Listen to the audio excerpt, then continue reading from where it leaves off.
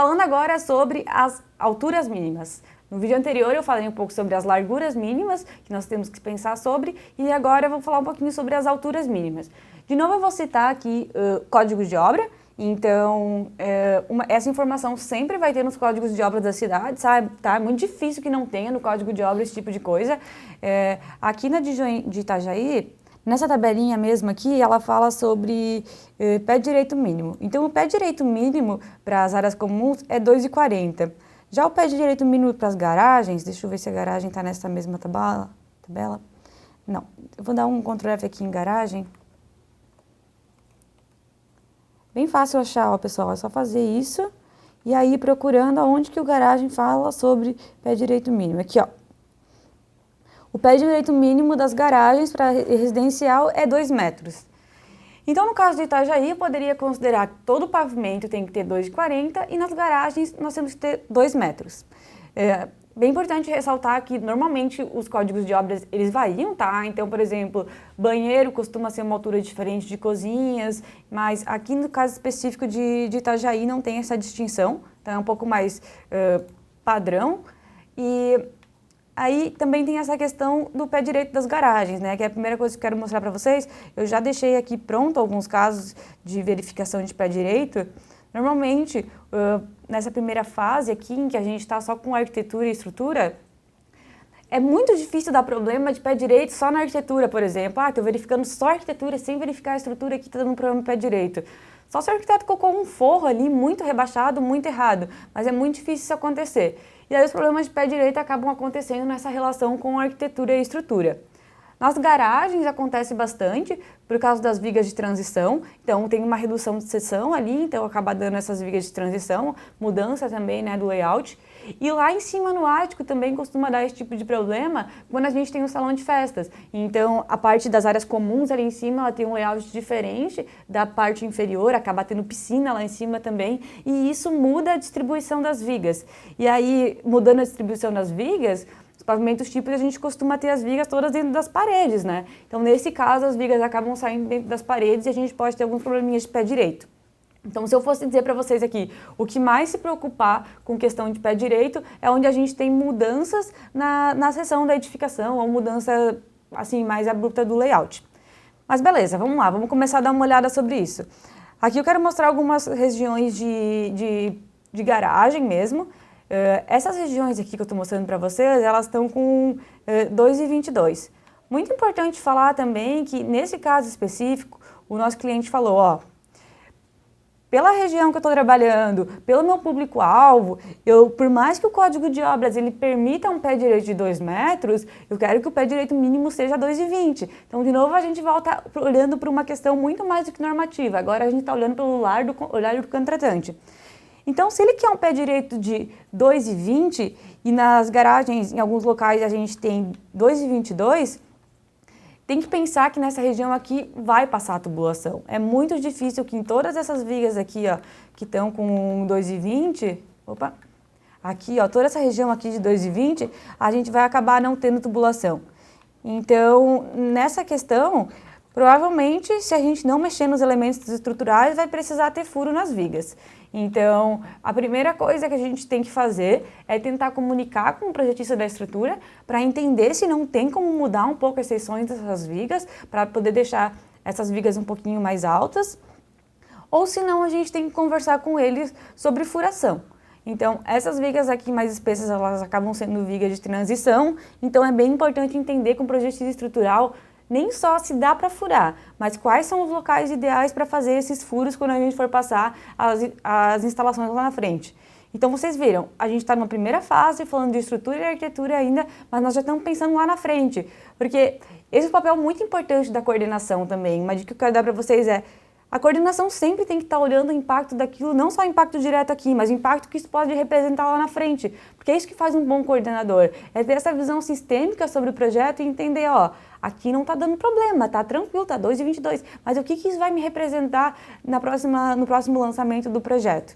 Então, mais ou menos nessa lógica, tem alguns outros locais que a gente tem essa questão dos 2,22, tá? Então, nessa edificação tinha bastante viga de transição.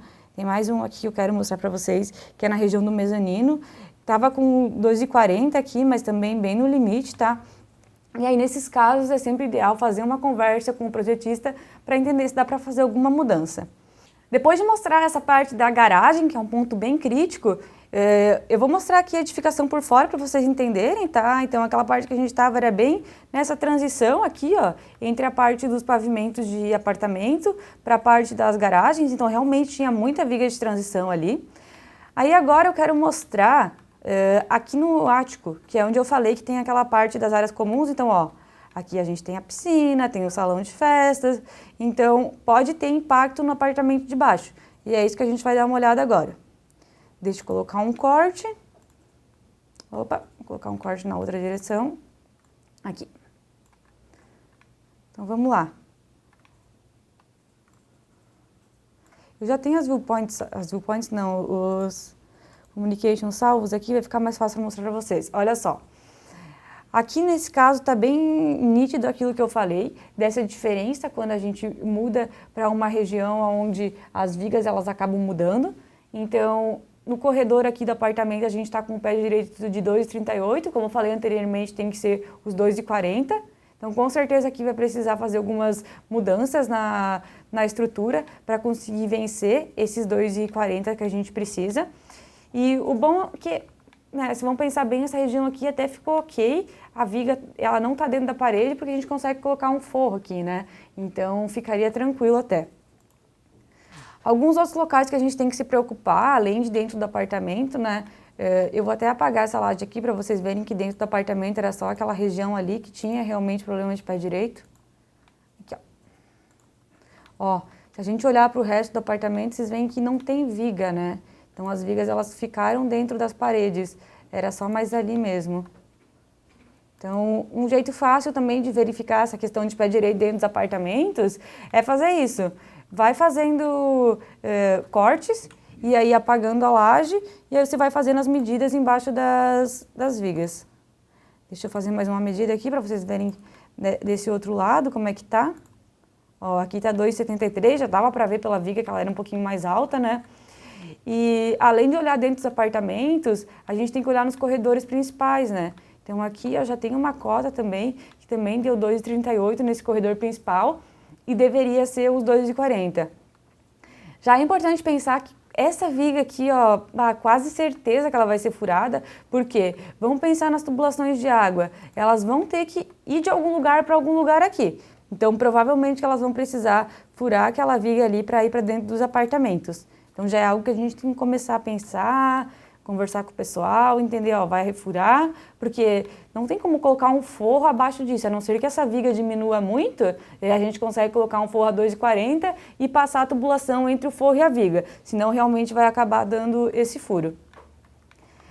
Além dessas duas regiões que eu mostrei para vocês, é legal verificar o resto dos pavimentos, com certeza, né? Então, vai descendo aqui, e aí vai dando uma verificada o que está acontecendo.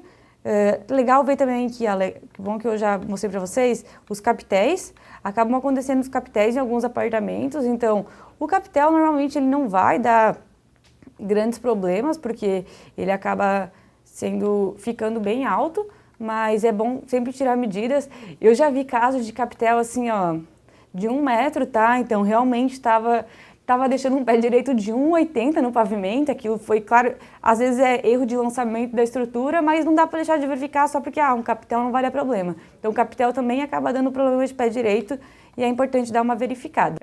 É mais ou menos essa lógica, tá, galera?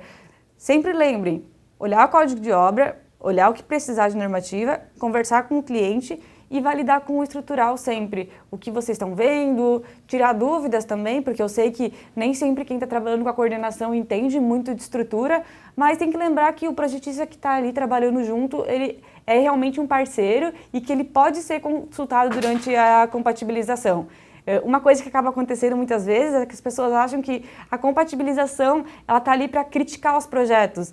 Mas tem que sempre lembrar e levar para a vida de vocês que a compatibilização está ali para ajudar o projetista a entregar mais qualidade. Então, é legal sempre ter essa abordagem com os projetistas, porque assim, vocês vão aprender muito mais com eles e eles também vão ter essa linha de troca com vocês e garantir que o projeto deles fique cada vez melhor.